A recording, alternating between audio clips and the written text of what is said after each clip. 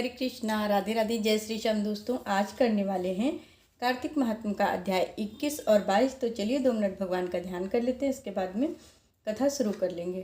बोलो कृष्ण कन्हैया लाल की जय, गोविंद भगवान की जय।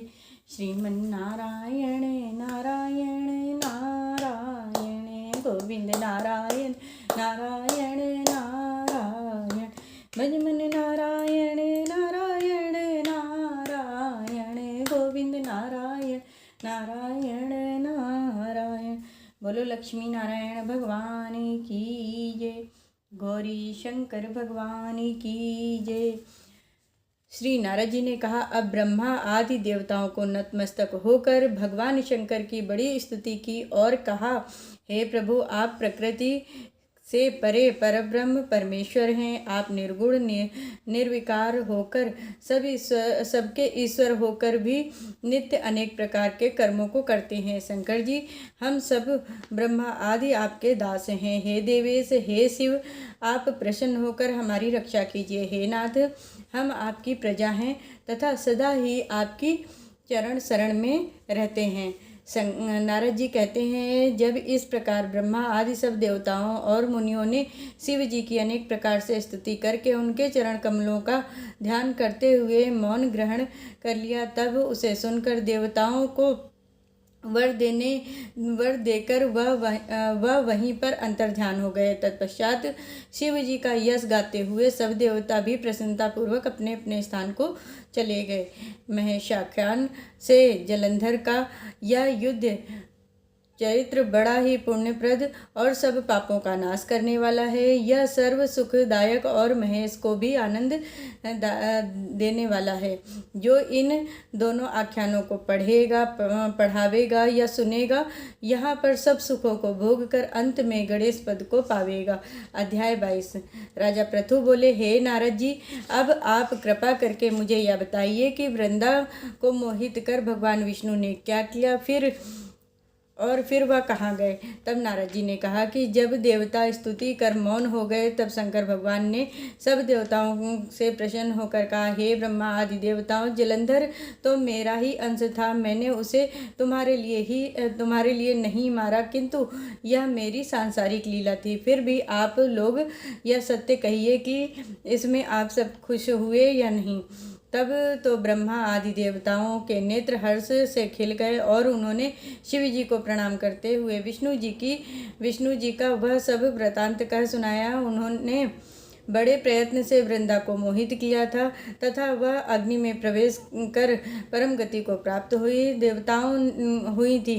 देवताओं ने यह भी कहा कि तभी से वृंदा की सुंदरता पर मोहित हुए विष्णु उनकी चिता की राख लपेटे इधर उधर घूमते रहते हैं। अतः आप उन्हें समझाइए, क्योंकि यह प्रकृति सदा चराचर आपके अधीन है। देवताओं से यह वृतांत सुनकर शंकर जी ने उन्हें अपनी दुस्तर माया समझाई और कहा कि यह सब जगत उसी से के अधीन है। उसी से मोहित विष्णु भी काम के वश में हो गए हैं, परंतु महादेवी उमा त्रिदेवी की जननी सबसे परे हैं। वह मूल प्रकृति परम मनोहर और वही गिरजा भी कहलाती हैं। अतएव विष्णु का मोह दूर करने के लिए आप सब उनकी शरण में जाइए। यदि वह प्रसन्न हो जाएंगी तो वह आपका सब कार्य कर देंगी। भगवान शंकर की आज्ञा से सब देवता मूल प्रकृति को प्रसन्न करने के लिए चले। उनके स्थान पर पहुंचकर उनकी बड़ी स्तुति की और तब आकाशवाणी हुई, हे देवताओं, मैं 3 प्रकार से तीनों गणों से पृथक होकर स्थित होती हूँ। सत्यगण से गौरी, रजोगुण से ज्योति रूप हूँ। अतः अब आप मेरी रक्षा से यदि सादर उन देवियों के पास जाओ जो तुम्हारे सब मनोरथों को पूर्ण करेंगी। यह वाणी सुनकर देवताओं के नेत्र खुल गए। वह भगवती का आदर करते हुए गौरी और लक्ष्मी और सरस्वती को प्रणाम करने लगे। सब देवताओं ने भक्तिपूर्वक उनका स्मरण किया और सब देवियाँ प्रकट हुईं। सब देवताओं ने प्रसन्न होकर भक्तिपूर्वक अपना निवेदन किया। देवियों ने कुछ बीज देकर उनसे कहा कि इन्हें ले जाकर दे दो। तुम्हारे सब कार्य सिद्ध हो जाएंगे। ब्रह्मा आदि देवता उन बीजों को लेकर भगवान विष्णु के पास गए और उन्हें वृंदा की चिता भूमि में डाल दिया। उस धात्री, मालती और तुलसी प्रकट हुई। भगवान विष्णु ने ज्यों ही उस स्त्री रूप वाली वनस्पतियों को देखा तो उठ के बैठे।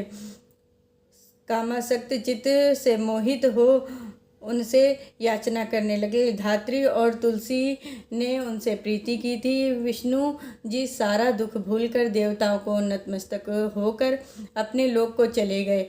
अब वह पूर्ववत सुखी होकर भगवान शंकर का स्मरण करने लगे। यह आख्यान शिव जी की भक्ति देने वाला है।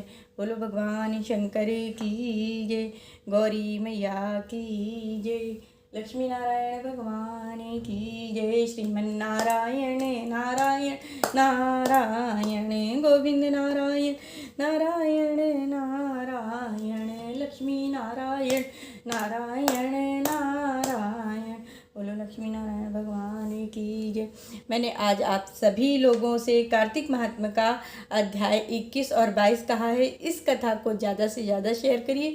जो लोग कार्तिक का स्नान कर रहे हैं सो प्लीज़ उन लोगों तक इस कथा को ज़्यादा से ज़्यादा पहुँचाइए। हरे कृष्णा, राधे राधे।